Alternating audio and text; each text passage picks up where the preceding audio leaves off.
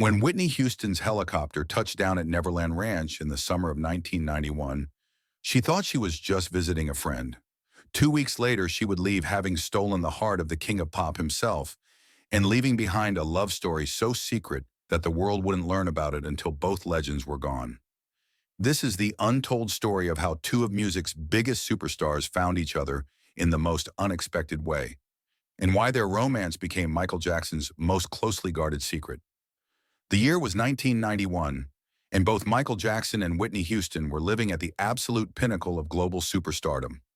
Michael, at 33, had just signed the most lucrative recording contract in music history, a $65 million deal with Sony that made headlines around the world. His Dangerous album was in production, and anticipation was building for what many expected to be his follow-up masterpiece to Thriller.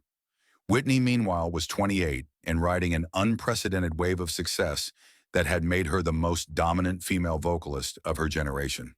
Her 3 albums had sold a combined 55 million copies worldwide, with hits like I Wanna Dance with Somebody, Greatest Love of All, and How Will I Know, establishing her as the undisputed queen of pop soul crossover music. She was beautiful, talented, and at the height of her vocal powers. Everything seemed perfect in Whitney Houston's world. But behind the glittering facades of their public lives, both Michael and Whitney were struggling with the isolation that comes with unprecedented fame. They moved in the same elite circles of Hollywood and the music industry, attending the same exclusive parties and award ceremonies. But like two ships passing in the night, they had never really connected on a personal level. That changed during a chance encounter at a Sony music industry event in Los Angeles in early 1991. While both were accustomed to being the center of attention at such gatherings, something different happened when they found themselves talking quietly in a corner, away from the swirling crowds of executives, agents, and celebrities trying to get their attention. They instantly connected as kindred spirits because they understood each other's massive fame. Michael's former bodyguard, Matt Fitties, would later reveal, these were two people who couldn't go anywhere without being mobbed, who couldn't have normal relationships because everyone wanted something from them. When they talked that night, it was like they were speaking the same language for the first time in years. The conversation lasted for hours, long after most of the industry crowd had moved on to other parties and events. They talked about the pressure of constant public scrutiny, about the loneliness of being global icons, about the challenge of maintaining authentic relationships when everyone around you had ulterior motives. Most importantly, they talked about music, not as business, not as career strategy, but as the pure artistic expression that had driven both of them since childhood. Michael found himself captivated by Whitney's intelligence in genuine warmth.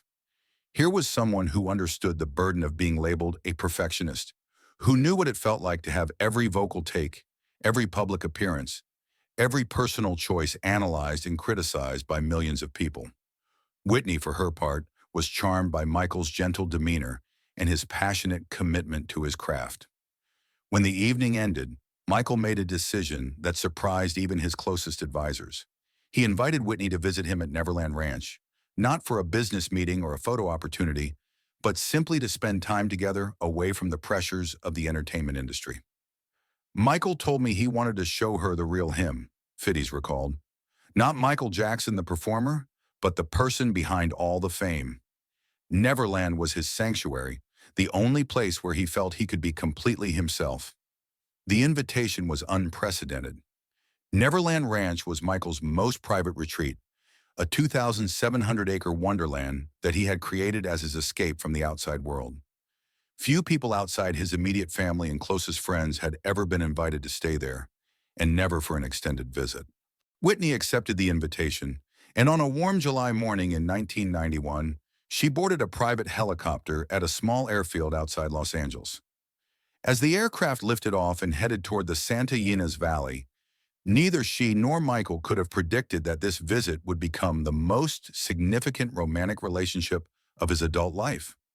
When the helicopter landed on the Neverland helipad, Michael was waiting personally to greet her, something he rarely did even for major celebrities or business associates. He had planned every detail of her arrival, from the route through the ranch to her guest accommodations in the main house. He rolled out the red carpet, literally, Fiddes remembered. Michael wanted everything to be perfect for Whitney. He was more nervous about this visit than I'd seen him before any concert or major television appearance. Whitney's first glimpse of Neverland was overwhelming.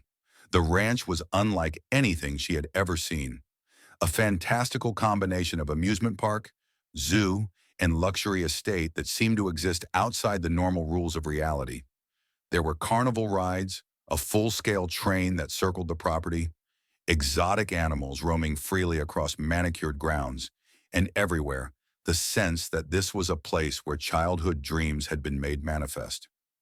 But what struck Whitney most wasn't the extravagance. She was accustomed to luxury. It was the obvious love and care that Michael had put into creating this world. Every detail reflected his personality, his interests, his desire to create a space where wonder and innocence could flourish. She was amazed by everything, Fiddes noted, but more than that, she was amazed by Michael himself. Away from the cameras and the crowds, he was this incredibly thoughtful, funny, generous person who just wanted to share the things that made him happy. Their first day together set the tone for what would become an extraordinary 2 weeks. Michael personally gave Whitney a complete tour of the ranch, showing her his favorite spots: the serene lake where he liked to sit and think, the recording studio where he worked on new material, the theater where he watched classic films, and most importantly, the various habitats where his beloved animals lived. It was during this initial tour that one of the most memorable moments of their time together occurred. Michael was proudly introducing Whitney to his famous pet chimpanzee, Bubbles, when the playful animal decided to investigate their guest more closely.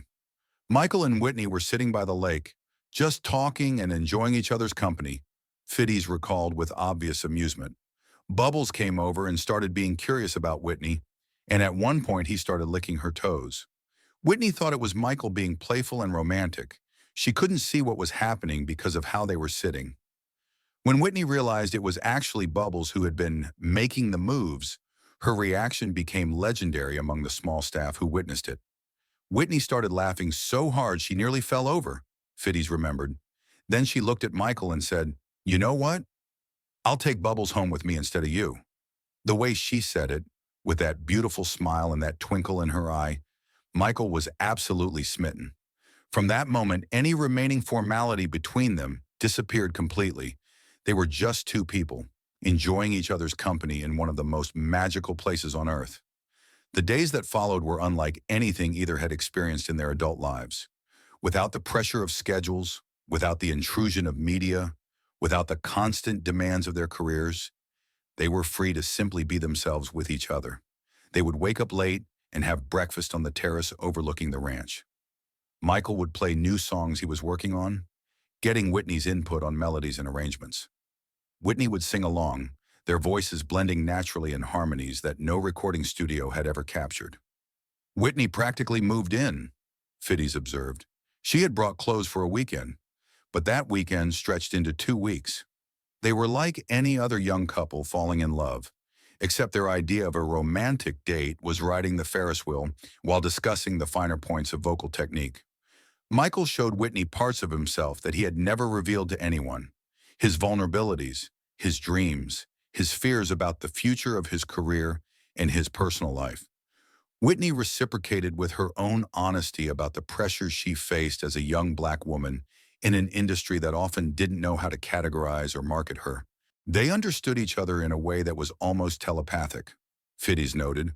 Both of them had grown up in the spotlight, both had dealt with family pressures and public expectations that would have crushed most people. When they talked, it was like they were completing each other's thoughts. The romantic relationship that developed between them was tender and genuine in ways that surprised everyone who witnessed it.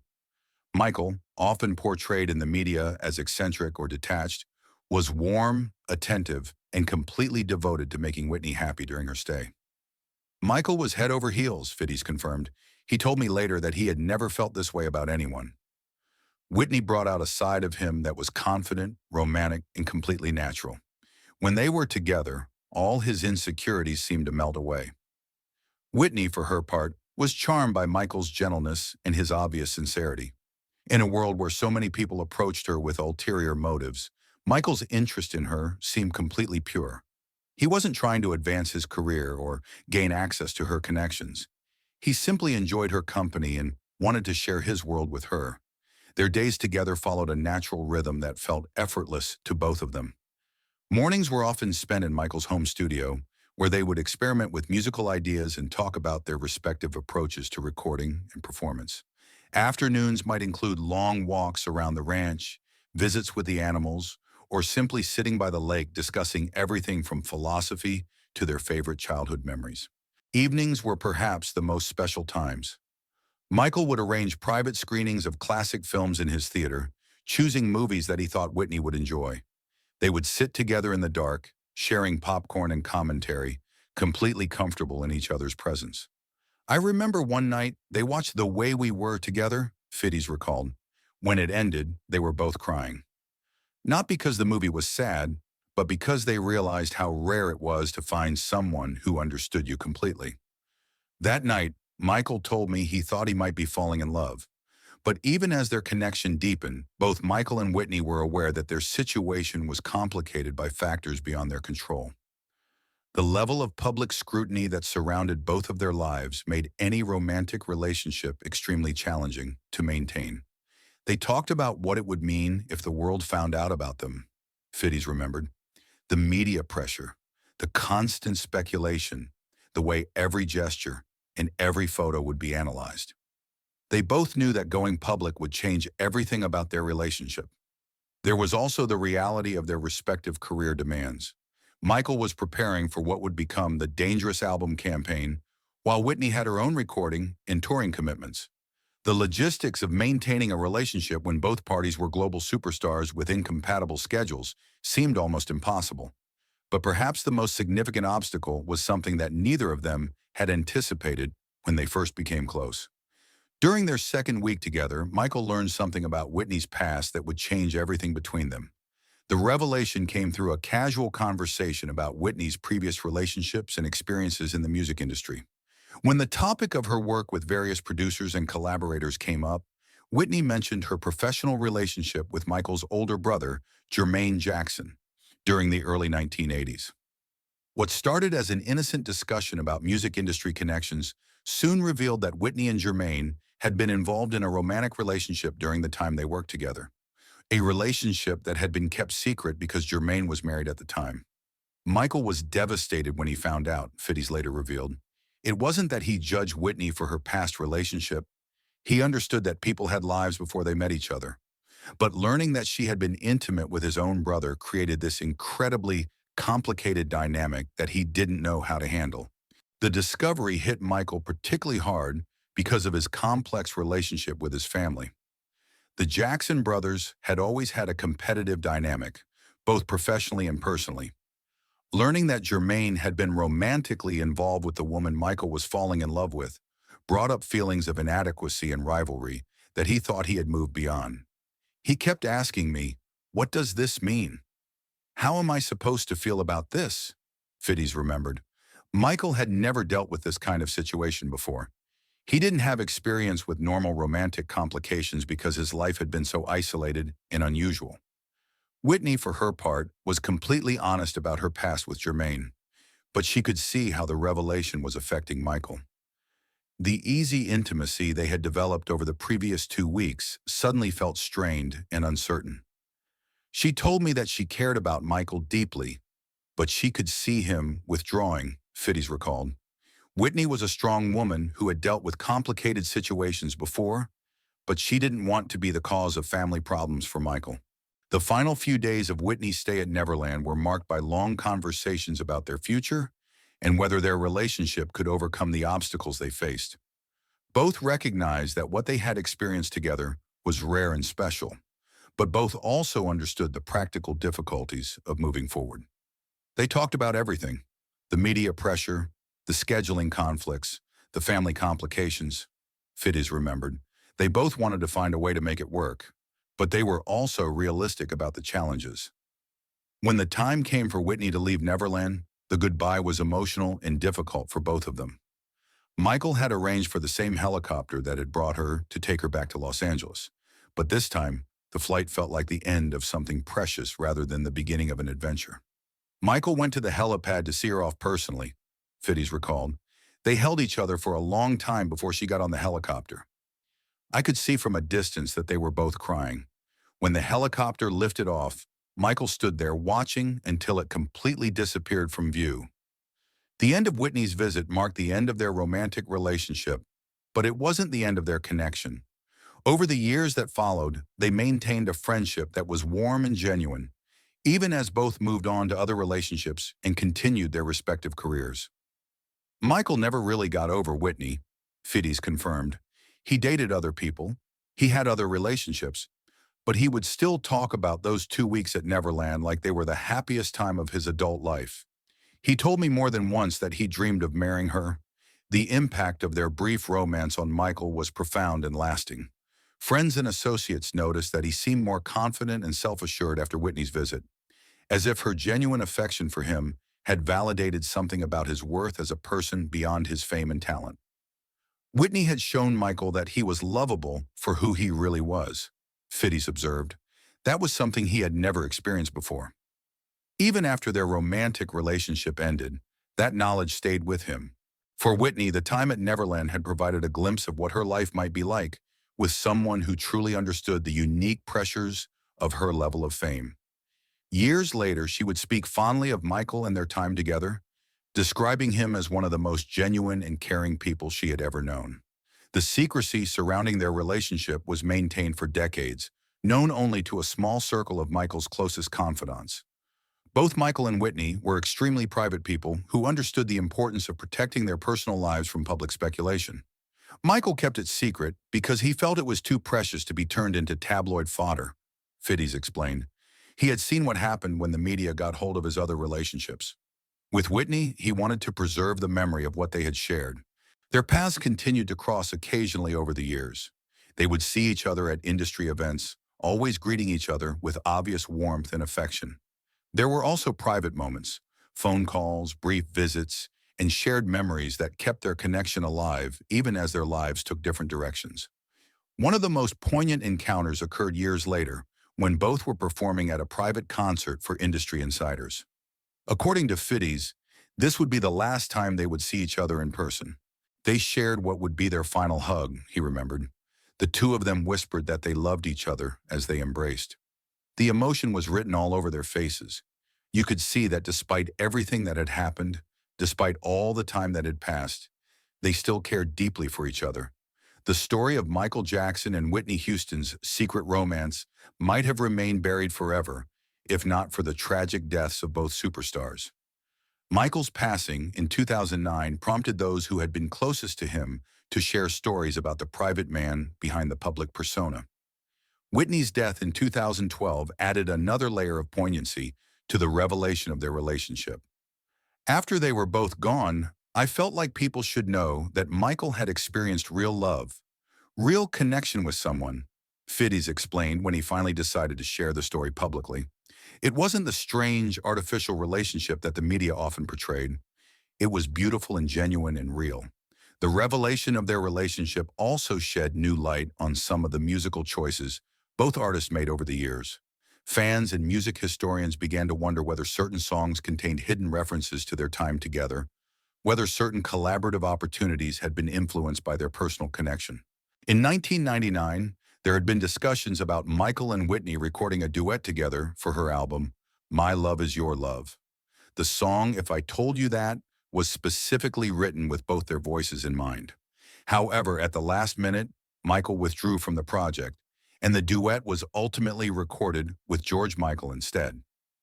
Michael wanted to do it, but when the time came, he couldn't go through with it, Fiddies revealed. I think hearing Whitney's voice so intimately in the studio would have brought back too many memories of their time together. It would have been too emotional for him. Looking back on their brief but significant romance, those who knew both Michael and Whitney saw it as a perfect example of how two people could find genuine connection despite extraordinary circumstances. Their relationship proved that even global superstars were capable of authentic human emotion and real love. People always focused on the unusual aspects of Michael's life, Fiddies reflected. But with Whitney, he was just a man falling in love with a woman. There was nothing strange or complicated about his feelings for her. It was the most normal thing about him. The story also highlights the unique challenges faced by celebrities of their stature in maintaining personal relationships. The same fame that brought them together also made it nearly impossible for them to build a lasting, romantic partnership. They both sacrificed personal happiness for their careers in many ways, Fiddes observed. With each other, they had found someone who could have been worth making different choices for. But by the time they met, they were both so committed to their paths that changing direction seemed impossible. Perhaps most importantly, the revelation of their relationship humanized both Michael Jackson and Whitney Houston in ways that their public personas never could. It showed them as vulnerable, caring people capable of deep emotion and genuine connection. Michael always said that those 2 weeks with Whitney were when he felt most like himself, Fiddes remembered. Not Michael Jackson, the performer, not the king of pop, just Michael. That's how Whitney saw him, and that's how he was able to see himself when he was with her. The legacy of their secret romance extends beyond just the personal story of two famous people who found love. It represents a moment when two of music's greatest talents were able to find peace and happiness with each other, even if only briefly. Today, when fans listen to Michael Jackson's music or watch Whitney Houston's performances, some hear echoes of that magical summer at Neverland. In Michael's more tender ballads, in Whitney's most emotionally vulnerable moments, there are hints of the connection they shared during those 2 precious weeks. Their love story was real, Fiddes concluded. It was beautiful and tragic and completely authentic. In a world where so much about celebrity relationships is manufactured or exaggerated, what Michael and Whitney had was the genuine article. That's why Michael never got over it, and that's why it deserves to be remembered. The helicopter that carried Whitney away from Neverland in 1991 took with it one of music history's great what-ifs. What if they had found a way to make their relationship work? What if they had been able to overcome the obstacles of fame, family, and career demands? We'll never know the answers to those questions.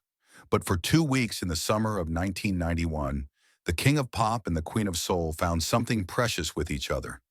A love story that was kept secret for decades, but remains one of the most beautiful chapters in both their lives. As Michael once told his bodyguard, reflecting on those magical days, sometimes the most perfect things in life are the ones that can't last forever. But that doesn't make them any less perfect while they're happening. If this incredible story of Michael Jackson and Whitney Houston's secret romance touched your heart, make sure to hit that subscribe button and notification bell for more untold stories from music's greatest legends. What do you think about their hidden love affair? Do you believe some relationships are too perfect for the real world? Share your thoughts in the comments below. I read every single one. And if you know someone who loves both Michael Jackson and Whitney Houston, share this video with them so they can discover this beautiful chapter of music history. Don't forget to give this video a thumbs up if you were moved by the story of love found and lost. Thanks for watching, and I'll see you next time for another incredible story proving that behind every legend, there's a human heart capable of extraordinary love.